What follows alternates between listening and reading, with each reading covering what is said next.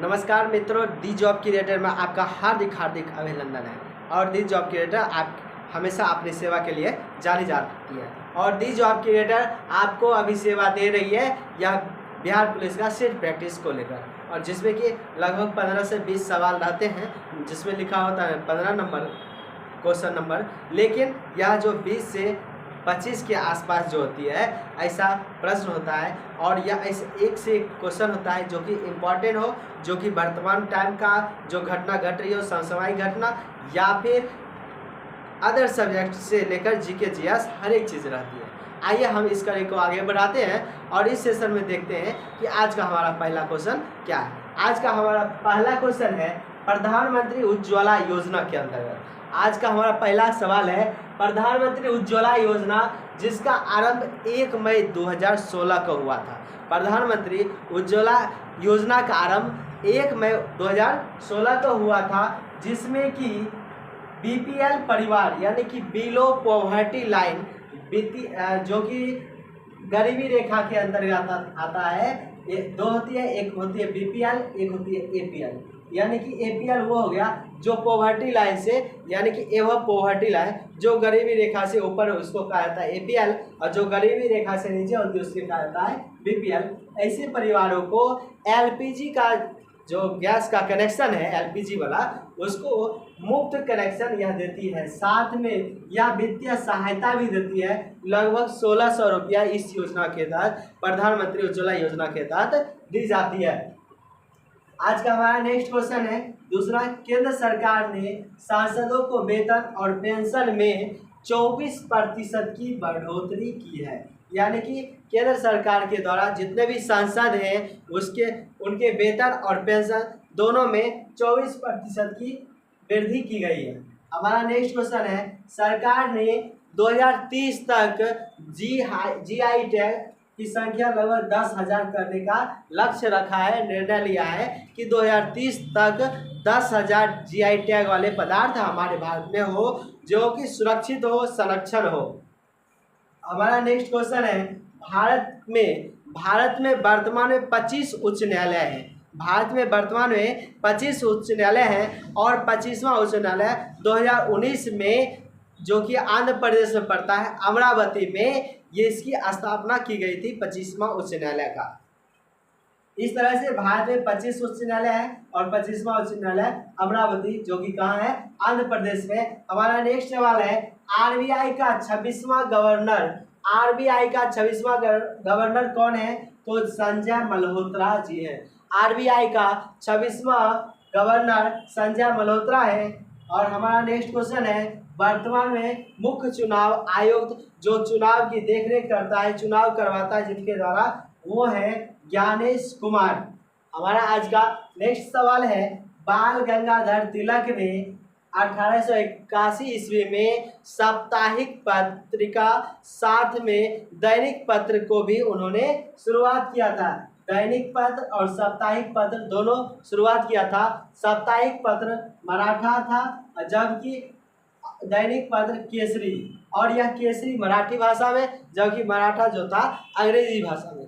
बाल गंगाधर तिलक के द्वारा दो पत्रों को पुनर्जागरण के तहत बनवाया गया या छपवाया गया, जो कि 1881 में। इसमें 2 पत्रिका थी, एक दैनिक थी, एक साप्ताहिक थी। साप्ताहिक मराठा थी जो कि अंग्रेजी में छपती थी, और दैनिक पत्र जो थी वह केसरी, जो कि मराठी भाषा में छपती थी।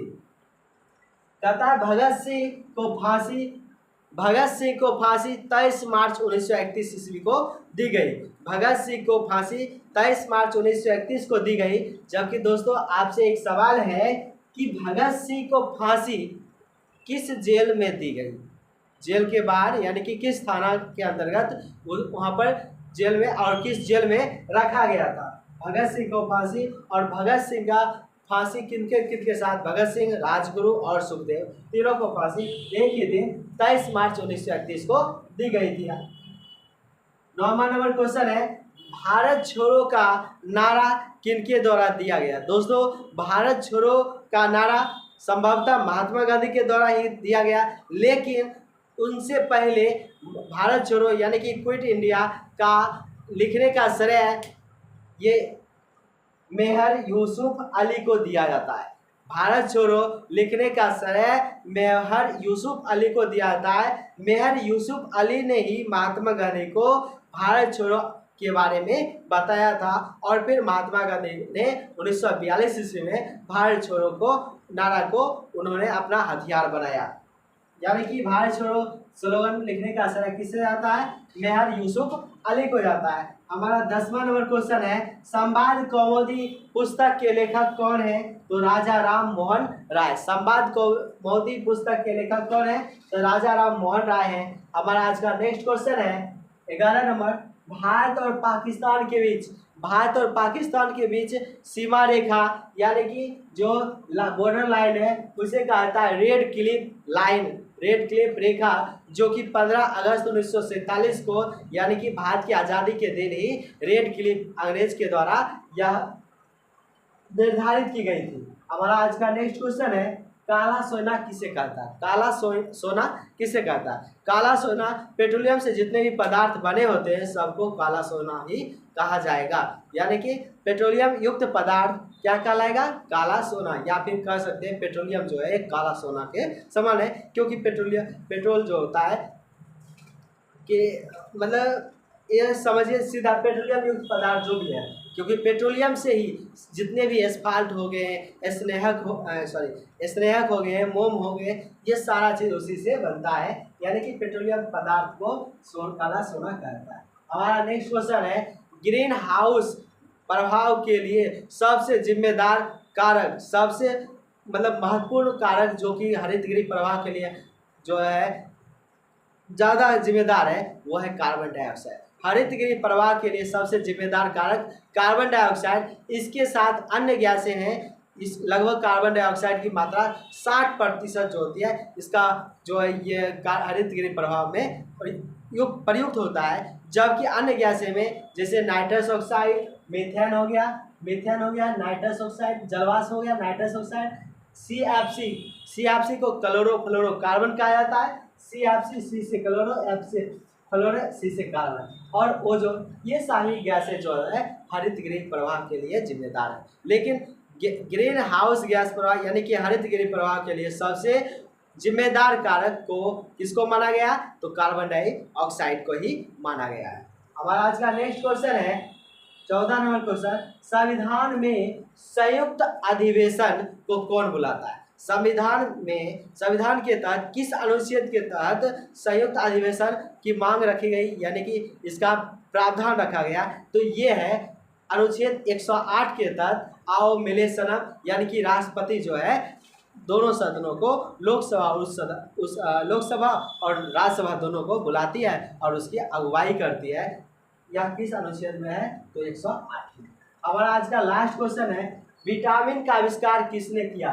तो विटामिन का आविष्कार फ्रैंक ने किया था 1911 ईस्वी में। विटामिन का आविष्कार फ्रैंक ने किया था 1911 ईस्वी में, और विटामिन को दो भागों में बांटा गया। एक वो होता है जो जल में घुलनशील होता है, एक वो होता है जो लवण वसा में घुलनशील होता है। जल में घुलनशील होने वाले दो विटामिन हैं जो कि विटामिन बी है और विटामिन सी, जबकि वसा में घुलने वाले विटामिन जो है ए डी ई के 4 विटामिन ये जो है यह वसा में घुलनशील है, और 2 विटामिन बी और सी जो है वह जल में घुलनशील है।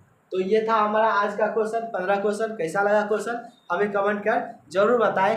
अगर अच्छा वीडियो लग रहा है तो इस वीडियो को लाइक करें, चैनल को सब्सक्राइब करें और ज़्यादा से ज़्यादा इसे शेयर कीजिए ताकि दूसरे को भी लाभ मिल सके और हमारा भी हौसला बढ़ सके। आपका प्यार देने के लिए बहुत बहुत धन्यवाद। हमारे 150 परिवार को पूरा करने के लिए आप लोगों का हार्दिक दिल से, तहे दिल से बहुत बहुत धन्यवाद। जय हिंद।